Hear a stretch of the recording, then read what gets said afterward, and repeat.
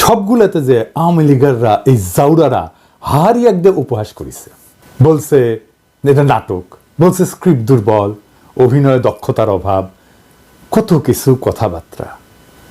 আয়নাঘর নিয়ে প্রকাশিত ভিডিওর নিচে এমন অগণিত কমেন্টস, হাসি ঠাট্টা ট্রল।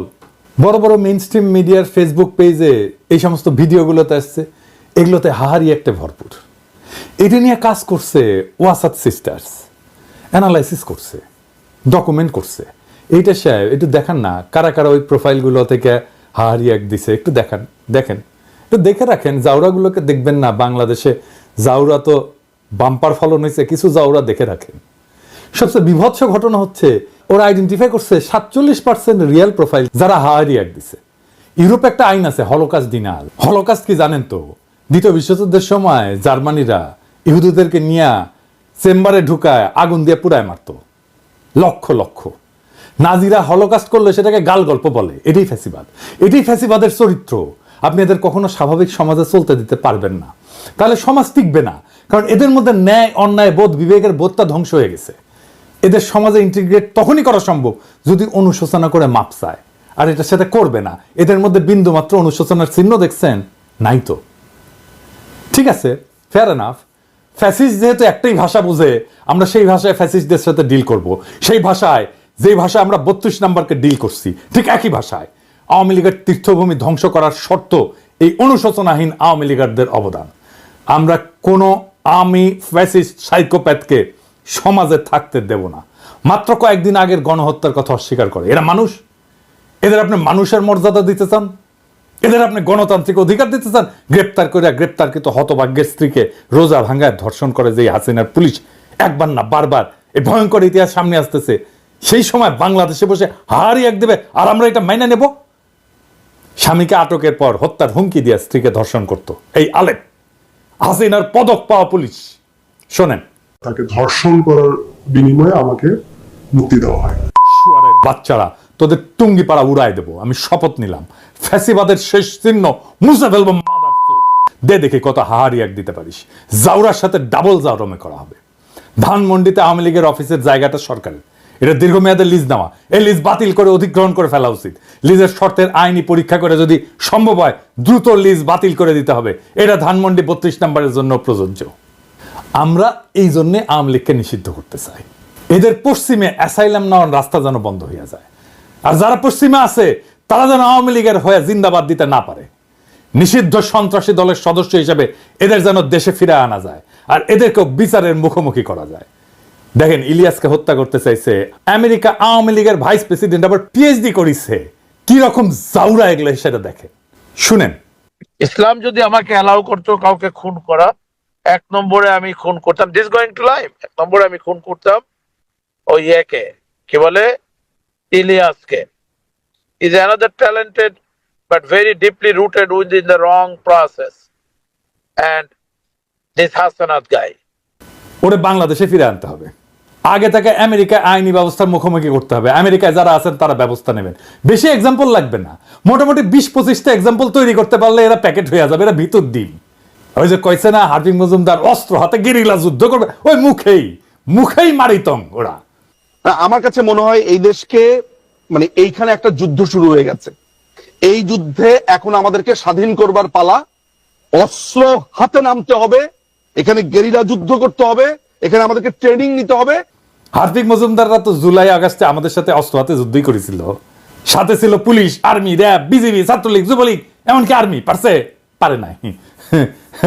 ওরা ওই একটা অস্ত্র নিয়ে ওরা যুদ্ধ লড়তে পারবে। আমরা পরাজিত হইতে পারি, আমি মেনে নিলাম আর কি। যদি সব বাকশালী হয়ে যায়, ওদের চামড়ার বন্দুক আছে না, ওটাতে বাতাসের গুল্লি মারে, টার্গেট বরাবর না হইলেও অসুবিধা নাই, ফাঁকে মারলেও নাকে লাগবে, শিওর শট। হৃদয় সাহেব বুঝায় দেন, বন্দুকের গুলি ছুড়ায় দেন। শুনিস হার্পিক, মুলা লাগবে, মুলা পাঠামু আর পচা গরু খা কিছুদিন, দেখ পারিস কিনা। আরাম জাদা। আওয়ামী লীগারদের ফেসবুক প্রোফাইল দেখলে ব্লক করবেন, ওদেরকে ওদের বাবলের মধ্যে আটকায় ফেলেন। দেখবেন না ওদের পোস্ট, ইন্টারাক্ট করবেন না ওদের পোস্টে, ওরা শুকায় মরবে। আমরাই দেশের 95% মানুষ, ওদের এইভাবে বিচ্ছিন্ন করে দিলে ওরা শুকায় মরবে। সোশ্যাল স্পেসে, ইউটিউবে আনসাবস্ক্রাইব করবেন যদি ওদের চ্যানেল থাকে। আর একটা বিষয়, ওই যে পুলিশের ইউনিফর্ম তো বদলাইতেছেন না, ভালো, কিন্তু পুলিশের লোগো বদলাইতে হবে, যে লোগোর মধ্যে নৌকা আছে অভিশাপের চিহ্ন। কিভাবে পুলিশকে পুলিশ লীগ বানানো হয়েছে সেটার অডিও ক্লিপ ফাঁস হয়েছে, শুনেন। এই যে বেনজির হারামজাদার কথা শুনেন, আমেরিকার স্যাংশন পাওয়া কোটি লোকে আছে, এটা বের করেন, শুনেন। জি স্যার, আপনি আপনার বক্তব্য কন্টিনিউ করেন স্যার, প্লিজ। Thank you. তো আমরা ওই দিকে যাই। Thank you so much. আমি একটু ওই যে তনুর কথা উত্তর দিইনি। আওয়ামী লীগ আমলে যত রিক্রুটমেন্ট হয়েছে এগুলো কিন্তু সব পুলিশ ভেরিফিকেশন করে রিক্রুটমেন্ট করা হয়েছে, ঠিক আছে? যে কারণে এরা ক্ষমতা এসে কিন্তু সারদা থেকে প্রচুর লোককে তারা পুলিশের ট্রেনিং থেকে বাদ দিয়ে দিচ্ছে। কেন বাদ দিচ্ছে ইউ ক্যান আন্ডারস্ট্যান্ড। আমরা আমাদের সময় আমি যে কদিন ছিলাম বা তার আগেও আওয়ামী লীগের আমলে আমাদের জানা মতে মানে ওই ভিন্ন মতাদর্শ কোনো লোকজন সহজে ঢুকতে পারে নাই, বিকজ এগুলোকে সব আগে পুলিশ ভেরিফিকেশন করে এরা কে কোন মতাদর্শে সেগুলো নিশ্চিত হয়েই চাকরি দেওয়া হয়েছে। এটা আপনার জানার জন্য। এই জন্য কিন্তু ওই কালকেও কোথায় পরশুদিন কোথায় কথা বলছিলাম, তারা বলছিল যে এরকম লোকজন বলে যে এটা বেনজিরের বাহিনী, ঠিক আছে? এবং পুলিশকে কিন্তু এরা বিশ্বাস করে না, এরা খুন করে ক্ষমতায় আসছে, আবার এরা কিন্তু পুলিশকে বিশ্বাস করে না। যদিও এই মুহূর্তে তারা প্রচুর লোকজন নিয়ে আসছে, ওই যে রিটায়ারমেন্ট থেকে এখান থেকে সেখান থেকে এনে বসিয়েছে। ওই যে আপনার 2008 সালের আগে 9 সালের আগে যারা রিক্রুট ছিল পুলিশে তাদেরকে সামনে নিয়ে আসছে, এইভাবে কিছু লোকজনকে সামনে এনে চালানোর চেষ্টা করছে, কিন্তু বেসিক্যালি কিন্তু তারা পুলিশকে বিশ্বাস করে না। তারা মনে করে যেগুলো আওয়ামী লীগের সমর্থক, পুলিশ ইন্টার বাহিনী আওয়ামী লীগের সমর্থক। আর আমি মনে করি যে এই আওয়ামী লীগের পুলিশ বাহিনী তো আসলে বঙ্গবন্ধুর নেতৃত্বে কাজ করার ঐতিহ্য ইতিহাস আছে। আপনারা জানেন যে আপনার 25শে মার্চ কাল রাত্রে তো যে অ্যাটাক গুলো হয়েছিল তার মধ্যে প্রধান হচ্ছে রাজারবাগ পুলিশ লাইন, এবং তারাই প্রথম কিন্তু স্বাধীনতার সপক্ষে প্রথম গুলি বর্ষণ তারাই করেছে কিন্তু পাক আর্মিদের বিরুদ্ধে। তো ওখান থেকে কিন্তু এদের একটা এই বাহিনীর একটা ঐতিহ্য আছে, প্রো আওয়ামী লীগ ঐতিহ্য বা প্রো লিবারেশন ঐতিহ্য আছে। এবং কন্টিনিউয়াসলি মাঝখানে যদিও অনেক বছর আওয়ামী চেতনার যারা বিরোধী তারা ক্ষমতায় ছিল তাদের লোকজন ঢোকানোর চেষ্টা করেছে, but end of the day আমি মনে করি এখনো এই প্রো লিবারেশন বা প্রো এল ফোর্স এই ফোর্সের মধ্যে বা সদস্য এই ফোর্সের মধ্যে সংখ্যাগরিষ্ঠ। তো সেই আস্থা থাকতে হবে, আমার মনে আস্থা থাকা ভালো। এবং এন্ড অফ দি ডে দেখবেন যে এরাই আপনার একসময় সহযোগী হয়ে দাঁড়াবে আর কি। এই মুহূর্তে হয়তো না পারলেও কোন একটা সময় সহযোগী হয়ে এদের সহযোগিতা আপনারা পাবেন। আর আমি চেষ্টা করছি পুলিশ বাহিনীর সদস্যদের যারা আপনারা জানেন যে প্রচুর লোকজন তো যখন 5ই আগস্টের পরে প্রচুর পুলিশের সিনিয়র অফিসাররা কর্মস্থল ত্যাগ করে গেছে, আর আসে নাই।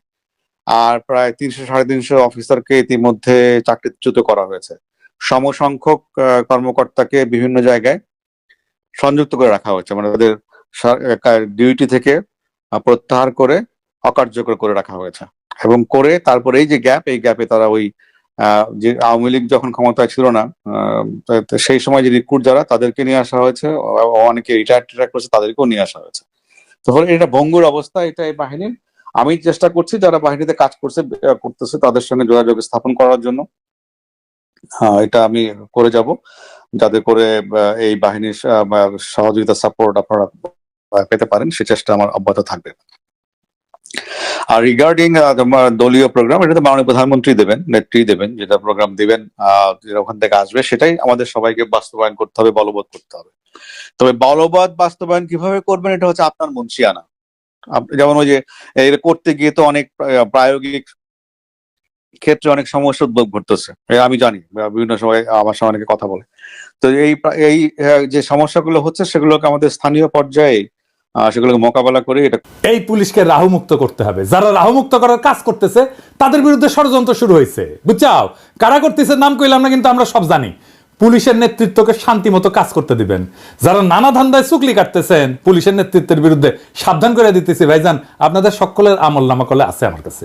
আমি চুনাপটিদের পিছে লাগি না, এটা আমার স্বভাব বিরুদ্ধ, কিন্তু পুলিশের সংস্কারের যে ধারা শুরু হয়েছে যেটা আমরা দেখতে পারতেছি সেটাকে নেতৃত্ব শূন্য করে বাধা সৃষ্টি করতে চাইলে তারা ছাড়া হবে না, সাবধান হইয়া যান। যারা পুলিশের বর্তমান নেতৃত্বের বিরুদ্ধে চুকলি কাটতেছেন, শুনলাম প্রফেসর ইউনূস সাহেব নাকি চুকলি কাটতে গেছিলেন, সত্য নাকি? হ্যাঁ, স্যারের পাঠায় দিই আপনাদের আমল নামা দিব, চাপা মায়ের দিয়ে দিব কলে, তাই সাবধান হইয়া যান। এই বান্দা জিন্দা আছে। আর হ্যাঁ, ওই যে হাঙ্কারে যে পুলিশ সদস্য ছিল না, ওই যে ছত্রভঙ্গ করছিল, কাউরে না পিটায় কাউরে না মেয়েরা, ওটা খুঁজে পাওয়া গেছে। নাম রিয়াদ হোসেন, ডেমরা পুলিশ লাইনে। দেখেন সামাজিক যোগাযোগ মাধ্যমে ভিডিওটি ভাইরাল হলো, তখন আসলে জনমুখে আর কি অনেকজন অনেকভাবে আমাদেরকে প্রশংসা করতেছে, এবং আমরা চাই যে বাংলাদেশ পুলিশ যেমন জনগণের পাশে ছিল, আছে এবং থাকবে, আমরা তাদেরকে আরো সেই আস্থাটুকু আনতে পারি যে আমরা যাতে ভালোভাবে তাদের সাথে কাঁধে কাঁধ মিলিয়ে বাংলাদেশকে গড়তে পারি।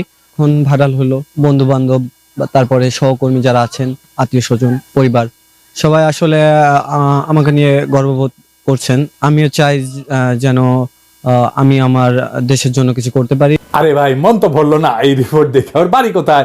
বাবা মাকে, এই মা, যেই মা এই সোনার ছেলের পেটে ধরছে, তারও তো আমাদের সম্মান জানাতে হবে, তারা সালাম দিতে হবে না? তো এইটা ছোটখাটো রিপোর্ট না, বড় রিপোর্ট চাই। আর হ্যাঁ, ওকে বিভাগীয় পুরস্কার দেওয়া হোক, পুলিশ পদক দেওয়া হোক তারে। এবার আসেন হাদানকারী আফসোস লীগের আলাপে ফিরে আসি আবার। যারা জুলুমকে অস্বীকার করছে, যারা উপহাস করছে, তাদের ক্ষমা নাই। আমি পবিত্র কোরআন শরীফের একটা আয়াত পড়ি, সেখানে ঠিক একই ধরনের বার্তা আছে। যারা অপরাধী তারা বিশ্বাসীদের উপহাস করত, এবং তারা যখন তাদের কাজে দিয়ে গমন করত তখন পরস্পরের চোখ টিপে ইশারা করত। তারা যখন তাদের পরিবার পরিজনের কাছে ফিরত তখনও হাসাহাসি করে ফিরত। যুগ বদলায় কিন্তু জালিমরা বদলায় না, ওই একই আবরণ নিয়ে ফিরে আসে বারবার। আর পবিত্র কোরআনেই বলা আছে কি করতে হবে, কোনটা আমাদের করণীয়, আর এদের ভাগ্যে কি আছে সেটা বলা আছে। তারা সামান্য হেসে নেই, শীঘ্রই তাদের কৃতকর্মের জন্য প্রচুর কাঁদবে। এখন প্রশ্ন হচ্ছে, কেন, কিভাবে তাদের এই সাহসটা তৈরি হইল? কারা এই সাহস তৈরিতে ভূমিকা রাখলো? আসেন সেটা বুঝে দেখি। 5ই আগস্টের পর আমরা দেখছি সমস্ত অর্গানাইজ শক্তি কেন্দ্র যেগুলো ছিল, যেমন ধরেন বড় রাজনৈতিক দলগুলো, আর্মি, এরা আওয়ামী ফ্যাসিস্টদের আশ্রয় দিল। প্রথমে আশ্রয় দিল আর্মি সারা দেশের ক্যান্টনমেন্টগুলোতে, তারপরে জাতীয় স্থানীয় পর্যায়ে বিএনপি, জামাত, কিছু নেতা, এমনকি পুলিশ ডিজিএফআই নিরাপদে সীমান্ত পার করে দিল।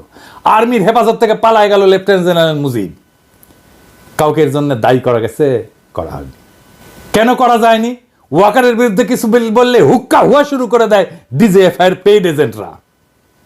ওয়াকারের জন্য নাকি ইন্ডিয়া বাংলাদেশে আক্রমণ করে নাই। হ্যাঁ, খারান খারান হাইসানি, আমি না ঘোড়ায় আসবো। ডিজিএফআই ভালো, খুবই ভালো।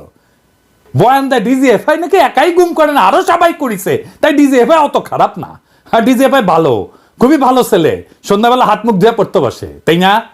যে আর্মি চিফ 5ই আগস্টে সারাক্ষণ ইন্ডিয়ান আর্মি চিফের সাথে কথা বলছে, হাসিনার বনজামাই জন্য মেডিকেলি আনফিট হওয়ার পরে আর্মি চিফ হয়েছে, যার কমান্ডে আর্মি সবচেয়ে বেশি হত্যাকাণ্ড চালাইছে ছাত্র জনতার উপরে, যেই শহীদের শরীরে বেধা 66% গুলি আসছে আর্মির অস্ত্রাগার থেকে। আমার কথা না, জাতিসংঘের কথা। সেই আর্মি চিফ ইন্ডিয়া থেকে বাংলাদেশ বাঁচাইতেছে। হে খোদা, আমারে উঠায় নাও, নয়তো দড়ি ফেলাও, বায়ে উঠে যায়। এই বয়ান যারা বলে তারা কার স্বার্থ রক্ষা করে? এই বয়ান যারা বলে তারা কার ক্রীড়নক? এই বয়ান যারা বলে তারা কার পুতুল? তাদের কি নাচায় আমরা জানি। ছাগল নাচে খুঁটির জোরে, আর এই খুঁটিটা কি সেটাও আমরা জানি। বাংলাদেশে হাসিনার পলায়নের সবচেয়ে বেশি ঝামেলা এখন কে পড়েছে? এটা বুঝলে আমরা সব রাজনীতি ফকফকা করে বুঝতে পারবো। আসেন সেটা বুঝে দেখি। সবচেয়ে বেশি ঝামেলায় পড়েছে মোদি। আন্দোলন, বিপ্লব দমনে পুলিশের পোশাকে অন্য দেশের নাগরিকদের থাকার প্রমাণ মিলছে। আন্তর্জাতিক অপরাধ ট্রাইব্যুনালের চিফ প্রসিকিউটর বলছে নিজেই, প্রমাণ, অনুমান না। তার মানে প্রসিকিউশন হাসিনার বিরুদ্ধে না, ভারতের মোদিকে এখানে মামলায় ঢুকাবে। মোদির আরো সমস্যা আছে। বিএনপির সালাউদ্দিন সাহেবকে কিভাবে ঢাকা থেকে ধরে নেওয়ার পরে ইন্ডিয়া পাওয়া যায়, সুকরঞ্জন বালিকে কিভাবে হাইকোর্টের সামনে থেকে অপহরণ করার পরে ইন্ডিয়ার জেলে পাওয়া যায়। মোদিকে এটার জবাব দিতে হবে তো, ইন্ডিয়াকে রাষ্ট্র হিসেবে এটার জবাব দিতে হবে তো। হাসিনাকে, তার দলের সব দুর্বৃত্তকে কেন আশ্রয় দিচ্ছে ইন্ডিয়া? আর কিভাবে বাংলাদেশের রাজনীতিতে হস্তক্ষেপ করছে সেটা তো আমরা জানি। হাসিনার অপরাধের সলিড এভিডেন্স পাওয়া গেছে জাতিসংঘ থেকে। আমরা করি নাই, প্রফেসর ইউনূস করে নাই, প্রফেসর ইউনূসের প্রশাসন করে নাই, করছে থার্ড পার্টি জাতিসংঘ। এইটার কোনো যদি কিন্তু নাই, এর সে সলিড এভিডেন্স হয় না। বাংলাদেশের আদালতে বেইজ্জতি, এটা মোদি ঠেকাইতে চায়। এইটা ভারত রাষ্ট্রের জন্য জরুরি। কিভাবে ঠেকাবে? একটাই রাস্তা আছে, প্রফেসর ইউনূসকে যত দ্রুত সম্ভব বিদায় দেওয়া। প্রফেসর ইউনূসকে বিদায় দিতে পারলে বাংলাদেশের সবকিছু আগের অবস্থায় চলে যাবে। এইখান থেকে পাইছে সাহস, আবার আগের গৌর, আবার হেডম নিয়ে আমরা আসতেছি। আর টাকা পয়সা তো আছেই, সবাই রে কিনে ফেলবে, এই হইতেছে প্ল্যান। সেই জন্যে আগাম নির্বাচন, দ্রুত নির্বাচন, এই সমস্ত আলাপ। তিস্তানিয়া প্রোগ্রাম করে আর এক্সিকিউট করে কি? দ্রুত নির্বাচন আর প্রফেসর ইউনূসের দ্রুত বিদায়, এই ইন্ডিয়ান প্ল্যান এক্সিকিউট করে। আপনারা বুঝে হোক না বুঝে হোক ইন্ডিয়ান ব্যাগেজ কান্দে নিছেন, এই ব্যাগেজ আমরা মাইনা নেব না, কোনোদিন মাইনা নেব না। বাংলাদেশের রাজনৈতিক দলগুলো কখনো জনগণকে দেওয়া প্রতিশ্রুতি রাখে নাই, ইতিহাস সাক্ষী। 1990 3 জোটের রূপরেখা রাখে নাই। তত্ত্বাবধায়ক সরকারকে প্রশ্নবিদ্ধ করছে প্রথমে বিএনপি, বিচারপতির বয়স বাড়ায়। এরা ক্ষমতায় থাকার জন্য সবকিছু করতে পারে। বিএনপি নির্বাচনের আগে যাই বলুক এটা রাখবে না, সে কোনো সংস্কার করতে দিতে চায় না। নির্বাচন হইলে সবকিছু কইরা ফেলবো, এটা হইতেছে ওই সেই প্রেমিকের মতো, যে প্রেমিকার সামনে এসে তার সাথে প্রেম করার জন্য যা কিছু বলে সব কিছু মিথ্যা, ওই মিথ্যা কথা বলতেছে তারা। প্রেমিকার সামনে উত্তেজিত প্রেমিক এসে যা যা বলে না, বিএনপি তাই বলতেছে নির্বাচনের জন্য, কোনোটা রাখবে না। সে কোনো সংস্কারও করতে দিতে চায় না। আওয়ামী লীগ নিষিদ্ধের কথা বললে বলে জনগণ ঠিক করবে। আরে বাবা, জনগণ কেমনি ঠিক করবে? গণভোট কইরা তো গণভোট করেন এখন আওয়ামী লীগ নিষিদ্ধের প্রশ্নে, সেটা তো করতে দিতে চান না। সামনে সংসদ নির্বাচনে আওয়ামী লীগকে অংশ নিতে দিলে আপনি কবে জনগণের রায় নেবেন আওয়ামী লীগ নিষিদ্ধের ব্যাপারে? জনগণ করবে, কিভাবে করবে সেটা তো বলতে হবে। জনগণ তো একটা বিমূর্ত জিনিস, মানে আপনি একটা ধোঁয়াশা তৈরি করতেছেন জনগণ নামের এক বিমূর্ত শক্তির অনুমোদনের কথা বইলা। এই সরকারের নাকি ম্যান্ডেট নাই। সংবিধান সংস্কারে তো বিএনপির ম্যান্ডেট থাকবে, সে 2/3 মেজরিটি পাবে, কিভাবে জানে? পাবে না তো। তার মানে সংবিধান সে পাল্টাতে পারবে না। তখন বলবে আমরা কিভাবে পাল্টাবো, আমাদের তো মেজরিটি নাই। তারপরে প্রশ্ন থাকে, সে কি সংবিধানের মূলনীতি পাল্টাতে পারবে যদি মেজরিটি 2/3 মেজরিটি পায়ও? পারবে না। কারণ যে সংবিধানের অধীনে সে নির্বাচন করবে, শপথ নিবে, সেই সংবিধানের মূলনীতিকে সে পরিবর্তন করতে পারবে না। নির্বাচন হইলে কোনো বিচার হবে না, আপনারা লিখে রাখতে পারেন। মোদি আর ইন্ডিয়া আবার চিরজীবনের জন্য মাপ পেয়ে যাবে। ওই সংবিধানে থাকবে ধর্মনিরপেক্ষতা, গণতন্ত্র, বাঙালি জাতীয়তাবাদ আর সমাজতন্ত্র। সেইটা আমাদেরকে এত রক্তের পর, বিপ্লবের পরেও আমাদেরকে ওই সংবিধানই টাইনা নিয়ে যাইতে হবে। মোদি আর ইন্ডিয়া চিরজীবনের জন্য মাপ পেয়ে যাবে। তাদের যে আমরা পাইরা ফেলতে পারছিলাম, সেই সুযোগ হেলায় আমরা হাতছাড়া করে ফেলবো। কম্প্রোমাইজ করে ফেলবে যারাই ক্ষমতায় আসুক। কে আসবে আমি জানি না, যারাই আসুক রাজনৈতিক দল তারাই কম্প্রোমাইজ করে ফেলবে। প্রফেসর ইউনূসের সামনে গিয়া রাজনৈতিক দলগুলো এক কথা বলে, বাইরে এসে আর এক কথা বলে। প্রফেসর ইউনূস দিছে চাপা মায়ের, ওস্তাদের মায়ের শেষ রাতে কইছে আপনারা যা চান লিখে দেন, কোন সংস্কার চান, কোনটা চান না, কোনটা আংশিক চান, কোন সংস্কারই চান না, সেটা লিখে যা চাইবেন। আমাদের তো কোনো এজেন্ডা নেই, সবাই মিলে যেটা চাইবেন শুধু সেটাই আমরা করব। তবে আমরা ওয়েবসাইটে দিয়ে দেব কে কি চাইছিলেন। আপনারা কোন দল কোনটা ইয়েস বলছেন আমরা রাজি, কোন দল নো বলছেন আমরা রাজি না, কোন দল বলছে আমরা সংস্কার রাজি, আমরা সবাই ওয়েবসাইটে দিয়ে দেবো। দেশের যে কোনো মানুষ দেখতে পাবে কোন কোন বিষয়ের প্রতি তার সম্মতি আছে, কোন বিষয়ের প্রতি মানুষের সম্মতি নাই। এটা কোনো গোপন জিনিস না, এটা রাজনৈতিক দলের একটা বক্তব্য। আপনি বলেন যে আমি কোনোটার দিকে সম্মতি নেই, লিখে দেন, আমরা ওটা ওয়েবসাইটে দিয়ে দেবো যে এইটার এই দলের তারা বলেছেন কোনোটার প্রতি সম্মতি, অথবা আমরা সব কাটার প্রতি আমরা একমত হলো, আমরা একমত হতে পারি, আমরা কিছুটা সংশোধন সাপেক্ষে একমত হতে পারি, অথবা এইটাতে আমরা রাজি না, এটা আমরা ধরতে চাই না, হতে পারে। আপনাদের ইচ্ছাটা প্রতিফলন করা আমাদের দায়িত্ব হলো জাতির সামনে আপনাদের ইচ্ছাগুলোকে তুলে ধরা। এর ভিত্তিতে আমরা কি কাজ করবো সেটা আমরা পরে দেখার পরে ঠিক করবো যে এটা কি করা যায়, আপনাদের বক্তব্যগুলো কি আছে। বুঝছেন? ব্যাস, মুখে এখন তালা। এইবার রাজনৈতিক দলগুলো বুঝবে অ্যাকাউন্টেবিলিটি কারে বলে, দায় নেওয়া কাকে বলে। এইবার তারা বুঝবে রাজনীতি জিনিসটা কত কঠিন, জটিল। এটা ছেলের হাতের মোয়ানা। এতদিন ভালসুন্দের সাথে খেলছে তো বুঝতে পারে নাই রাজনীতি কত কঠিন। এবার প্রফেসর ইউনূসের সাথে খেলতে গেছে, হে বুঝেছে প্রফেসর ইউনূস একাই খেলে দিছে একটা কথায়।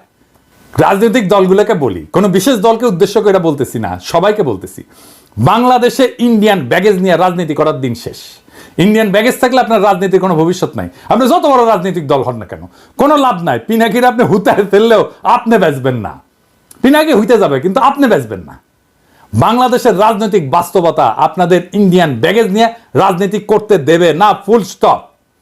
প্রফেসর ইউনূসের প্রতি আহ্বান, আপনার এই অন্তর্বর্তীকালীন সরকার ভেঙে দেন, বিপ্লবী সরকার গঠন করেন। জন আকাঙ্ক্ষা সেইটাই। এই বিপ্লবী সরকার থাকবে ততদিন যতদিন হাসিনার এই বাকি টার্ম আছে ততদিন। 5ই আগস্টের পরে যে সুযোগ আমরা হারাইছিলাম, সেই হারানোর সময় আবার ফিরে আসছে। এই মুহূর্তে আবার হারায় যাওয়ার আগেই বিপ্লবী সরকার গঠন করেন। দেশের রাজনীতির গুণগত পরিবর্তন হয়েছে, তাকে ধারণ করেন। বিপ্লবী সরকার গণপরিষদের নির্বাচন দেবে, সবাই নির্বাচন করছে, দ্রুত নির্বাচন দিয়ে দেবে। বিপ্লবী সরকার গঠন করে 1 মাসের মধ্যে গণপরিষদ নতুন সংবিধান রচনা করবে। আপনারা নির্বাচন করেন সেইখানে, সেই সময় বিপ্লবী সরকার সংস্কার সম্পন্ন করবে। নতুন সংবিধান রচিত হলে গণপরিষদ ভেঙ্গে দিয়া সেই নতুন সংবিধানের অধীন নির্বাচন হোক। আপনারা সবাই উৎসবের সাথে সেই নির্বাচনে অংশ নেন। আমি ব্যক্তিগতভাবে চাই প্রফেসর ইউনূস জাতির নেতৃত্ব থেকে যেন তারপরেও বিদায় না নেন। তিনি যেন রাষ্ট্রপতির পদকে অলংকৃত করেন। তিনি আসলেই অলংকার হয়ে উঠবেন রাষ্ট্রপতি পদের জন্য। আমরা উনার অভিভাবকত্ব এত তাড়াতাড়ি হারাইতে চাই না। বাংলাদেশকে আমাদের শক্ত অর্থনৈতিক এবং রাজনৈতিক ভিত্তির উপরে দাঁড় করানোর জন্য প্রফেসর ইউনূসের অভিভাবকত্ব আমাদের দরকার। ছাত্র জনতার আকাঙ্ক্ষার রাষ্ট্র তৈরি করে দেওয়াটা আমাদের দায়িত্ব এবং কর্তব্য। আমাদের সেই প্রতিশ্রুতি ভুলে গেলে চলবে না। আমরা এক কঠিন জটিল সন্ধিক্ষণে দাঁড়ায় আছি। একদিকে ভয়, অন্যদিকে সম্ভাবনা। যারা সত্যকে বিকৃত করছে, ইতিহাসের নির্মম বাস্তবতাকে উপহাস করছে, তারা শুধু নিজেদের মানবিকতাই হারায়নি, তারা আমাদের ভবিষ্যৎকেও হুমকির মুখে ফেলে দিছে। কিন্তু ইতিহাস সাক্ষী, জুলুম কখনো টেকসই হয়নি, জুলুম কখনো টেকেনি, জালেম কখনো টেকেনি। প্রত্যেকটা ফ্যাসিস্ট শক্তির শেষ আছে, আর সেই শেষ তারাই ডেকে আনে যারা সত্যকে মুছে দিতে চায়। আমাদের করণীয় একটাই, হাসিনা আর তার দোসরদের বিচার নিশ্চিত করা, রাষ্ট্রের ন্যায়ের ভিত্তি পুনর্নির্মাণ করা। আমাদের রাজনীতি কোনো আপোষের রাজনীতি হইতে পারে না। আমাদের লক্ষ্য একটাই, ফ্যাসিবাদের শেষ চিহ্ন মুছে ফেলা। আমরা জানি এই পথ সহজ না, বাধা আসবে, কিন্তু এই লড়াই শুধু রাজনীতির লড়াই না, এটা আমাদের অস্তিত্বের লড়াই। প্রফেসর ইউনূসের নেতৃত্বে আমরা একটা নতুন অধ্যায়ের সূচনা দেখছি। এই মুহূর্তটা আমরা হারাইতে পারি না। আমাদের সাহসী হইতে হবে, সংগঠিত হইতে হবে। এই লড়াই শুধু আওয়ামী ফ্যাসিবাদের বিরুদ্ধে না, এটা পুরো সিস্টেমকে বদলে দেওয়ার লড়াই। এটা একটা বিপ্লবী আন্দোলনের ভিত্তি। আমরা একটা নতুন বাংলাদেশ গড়ব, একটা ন্যায়ের বাংলাদেশ গড়ব, একটা ইনসাফের বাংলাদেশ গড়ব, একটা মানুষের বাংলাদেশ গড়ব। ইতিহাস আমাদের দিকে তাকায় আছে। আমরা কি আমাদের সেই দায়িত্ব পালনে প্রস্তুত?